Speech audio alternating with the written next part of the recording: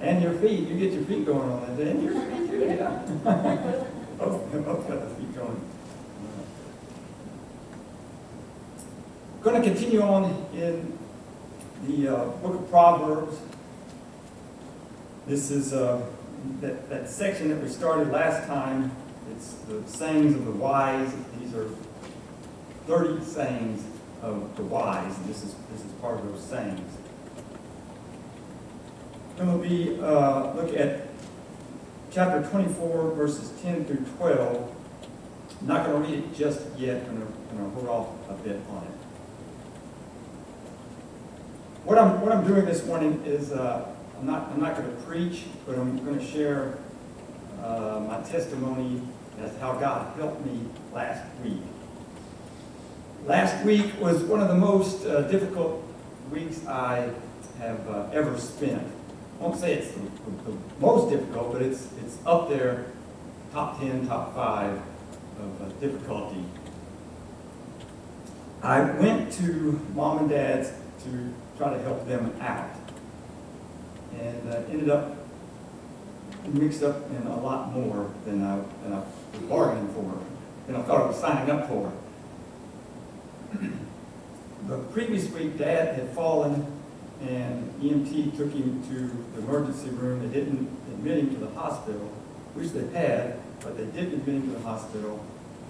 They said he had basically pneumonia, UTI, gave him some medicine, and sent him back home. Well, he became so weak that he was depending on Mom to help him do pretty much everything. She would pull him up, and he would lean on her to walk around. And that's when I decided, let me go there and spend the week, try to help her, help him, and then also maybe come up with some sort of long-term care solution. Dad fought any kind of professional medical help whatsoever. When I got there, he got to where he could not walk anymore, and he stayed in the chair, his chair, in the living room, and did everything. Ate, slept, everything. Stand up to help him stand up and steady him there, and then that was it.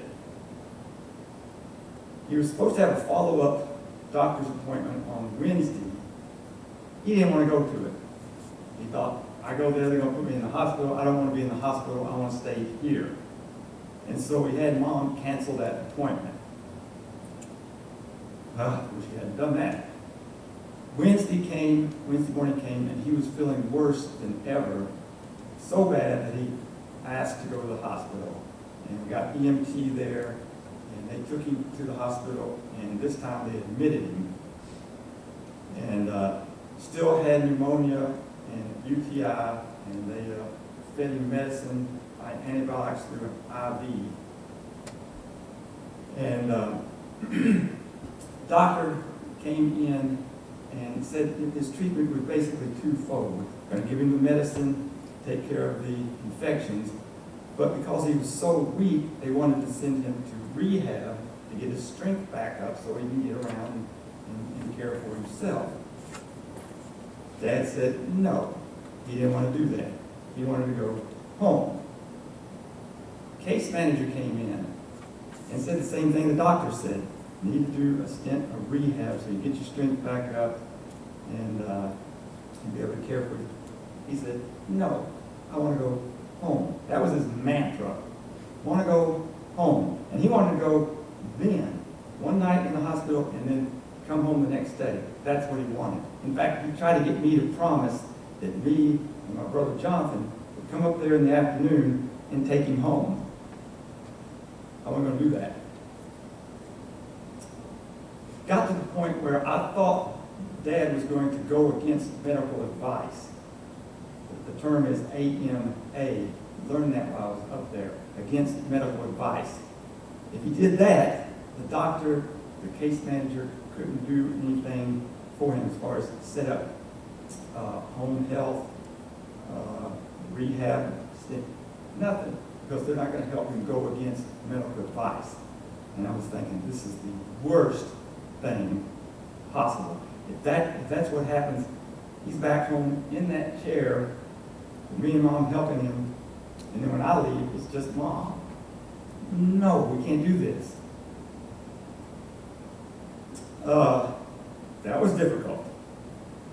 Mom also was difficult. For the last several years, she's had some dementia coming on.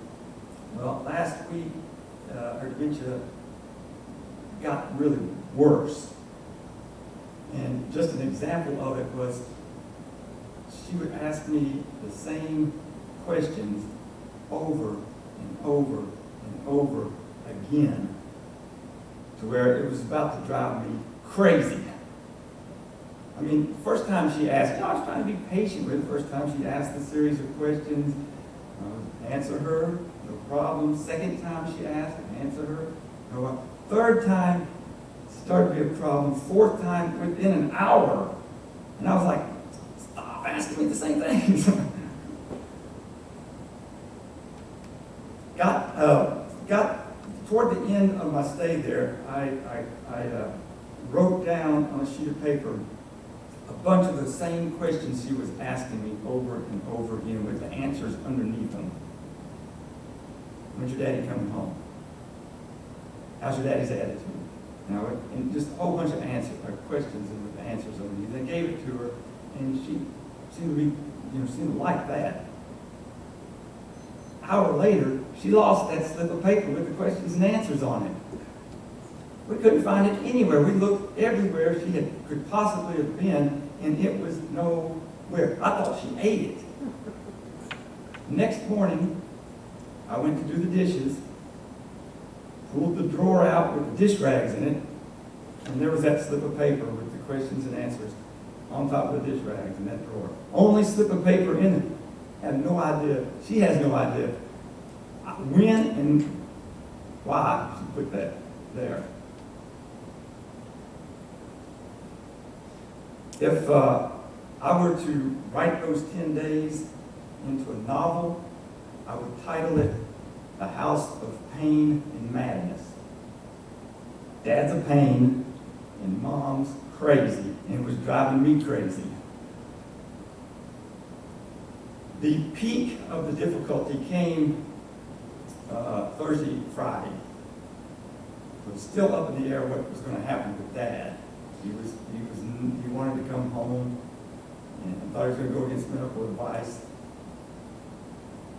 What eventually changed his mind was when we took Mom up there, and they allowed 2 people to come into the room, and Mom convinced him late Friday afternoon that she could not care for him and needed to go to rehab.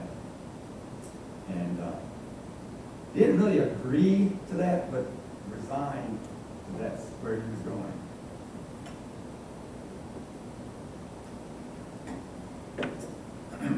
Friday morning, I wanted to read the Bible. Hadn't really felt like it during the week. Prayed a lot, but didn't really feel like reading the Bible. But Friday morning, things weighing down on me. I was just weary. In fact, I think I called Patty up and I said, Patty, I don't want to be here anymore. I don't want to make these decisions. I don't want to say the things I'm saying to Dad. I don't want Mom to ask me any more questions. I just want to come back here to be with you all where there are no problems.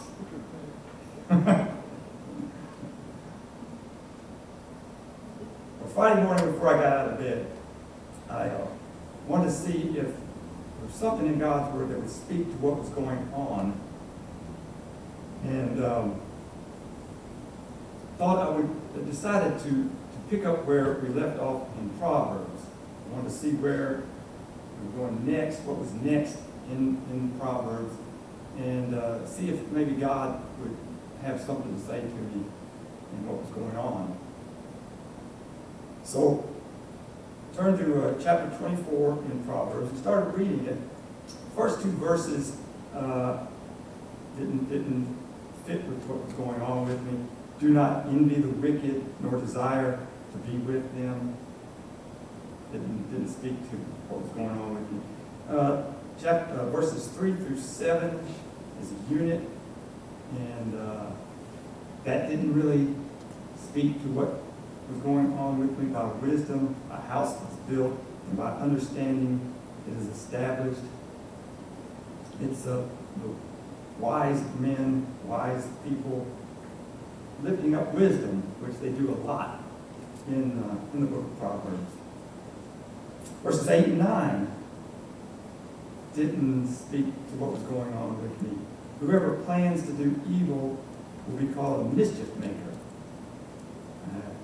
Didn't do anything for me. Then I got to verse 10. Tommy, you want to put verse 10 up? Okay. Then I read verse 10. If you faint in the day of adversity, your strength being small. Hold on. Wait a minute. This might have something for me here. I read it again. If you faint in the day of adversity, your strength being small. If you're going through some difficulty and your strength's weak, you throw in the towel. Okay, it's got an if there, so there's more here. This is the case. Okay, then I read the next verse. Put up verse 11. If you hold back from rescuing those taken away to death, those who go staggering to the slaughter,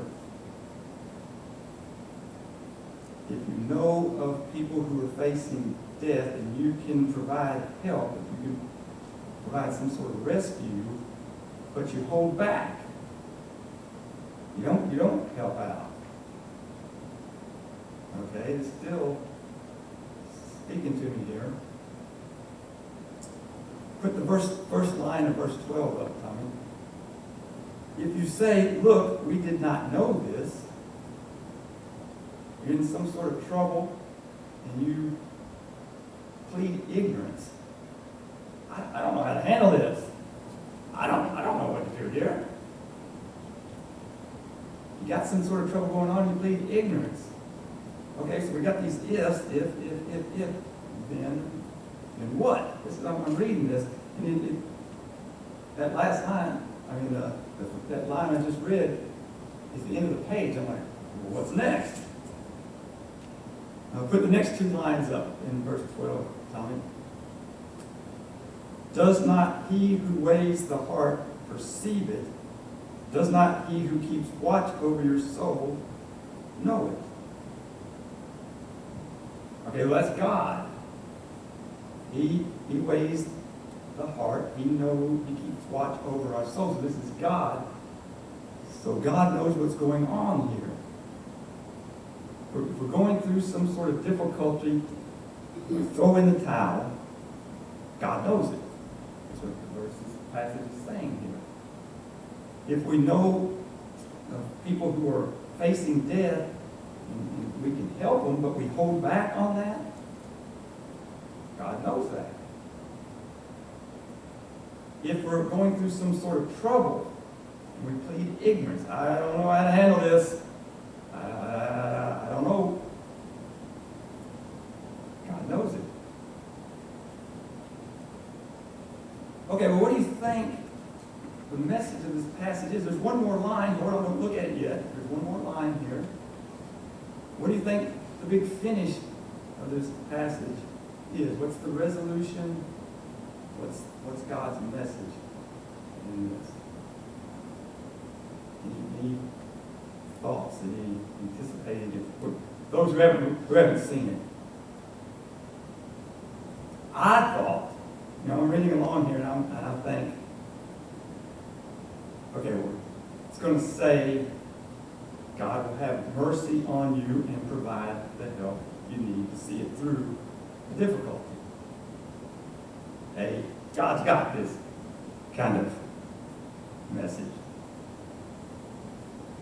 Not what it says. Not at all what it says, not at all the message of this passage. Okay, Tommy, put up that last line. and will he not repay all according to their deeds? It's like, what? Wait a minute. And will he not repay all according to their deeds?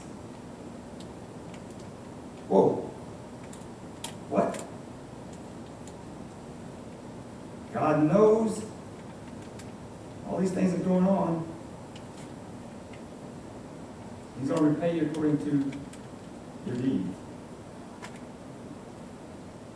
God knows that you're going through a difficulty, but you threw in the towel. He's going to repay you for that. God knows that you know of people who are facing death, and you can help them out, but you hold back that help. God knows it. He's going to repay you for that. God knows you're going through some trouble, and you plead ignorance. I don't know how to handle this. God knows it. He's going to pay you. He's going to repay you for that. That's the message here. This isn't. God's got this. This is, you got to get this.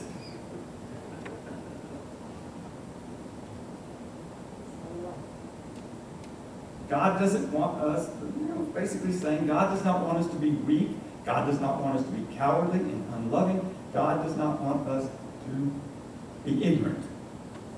Basically, what's being said here with what I had going on. It is not, God's got this. It's, you got to get this. It was as though God was saying, find the strength to meet this difficulty. Find the strength. Eat right, work out, get plenty of rest, call on God to help, but do not throw in the towel. Don't faint. Dig deep. Find the strength to meet the difficulty. No going through life saying, I can't do this. I can't handle it. This is beyond me. Be strong. It was as though God was saying, take responsibility for this life and death situation. Step up. No passing the buck. No shirking responsibility. This is on you. Step up. You're not a little kid anymore. Be brave. Be caring. No going through life saying, oh, that's not my responsibility. I don't care. No. Take responsibility. Care. It was as though God was saying, learn how to help. Learn about illnesses. Learn about hospitals. Learn about rehab centers. Learn about home health options. Learn about insurance. Learn about Medicare. Make phone calls. Ask questions. Do research. Learn how to be helpful. No going through life saying, I don't know, and be okay with it. Learn. Know things. Learn how to be helpful. This is what is pleasing to the one who weighs the heart, who watches over the soul. Be strong. Be brave. Be loving. Be wise. This was God's word to me during that difficult time. And it helped. With God's help, and this was a big part of God's help. Like a pep talk, a charge. I was able to get some things done. Not what I wanted to hear, but what I needed to hear from God. God God's word in time